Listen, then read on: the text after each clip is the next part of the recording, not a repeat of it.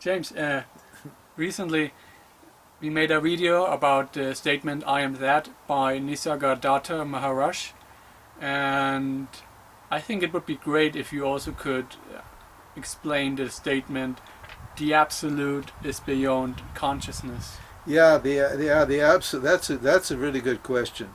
That's an important question because for the last 20 years or more, 25 years, people have been reading or have learned about Nisargadatta Maharaj and have read the book I Am That. Mm-hmm. And in either that book or somewhere, I'm not sure exactly where it is, there's this statement that the absolute is beyond consciousness. Mm.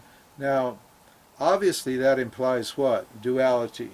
Right. That there's something beyond consciousness existence. That's impossible. It's impossible that there's something beyond consciousness, beyond existence, unless what he meant by consciousness was reflected consciousness. So the personal consciousness. Your personal consciousness. Mm. We don't know for sure, and I don't think he would make that kind of statement unless the implied meaning of consciousness was your personal consciousness. Mm. We call that reflected consciousness. So there are two consciousnesses, or one consciousness appearing as two, let's put it that way. Mm. Original, non-dual, actionless, unborn consciousness, and its reflection in the human mind. Mm-hmm. That's called your personal consciousness.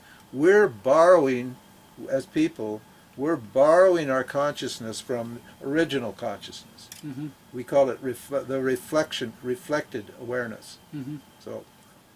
So if he meant by consciousness that your personal reflected consciousness, then yes, he was referring to what? Pure, original, non-dual, actionless, ordinary, ever-free, unborn awareness. Mm-hmm. Right. But the problem is, because he didn't explain that distinction, people think that there's some other factor beyond consciousness. Mm-hmm. Is there another consciousness? Is there 2 or 3 or 4 or 10? As soon as you say there's another thing beyond consciousness, then you have infinite numbers of consciousnesses, which is how it appears to human beings, because we think all the consciousnesses of all the different beings are all different. But Vedanta says, and if you can study the teachings of Vedanta properly and contemplate on them, you'll see that it's only possible for there to be one consciousness and one existence. Mm-hmm.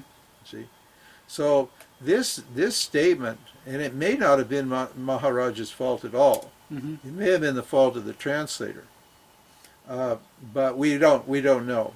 Or it was just that he was just a little sloppy, or during the situation where he made that statement, the person he understood what the person meant by consciousness, meaning reflected consciousness, and so he just addressed it there. He didn't explain the full teaching to us.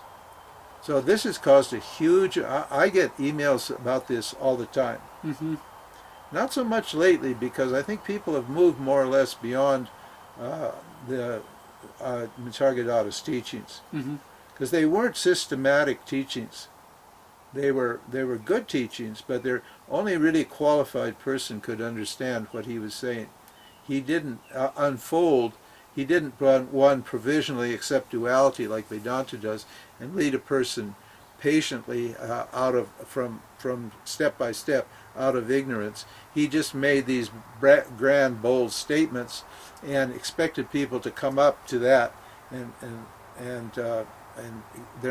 assume their minds were expansive enough and subtle enough to understand what he meant.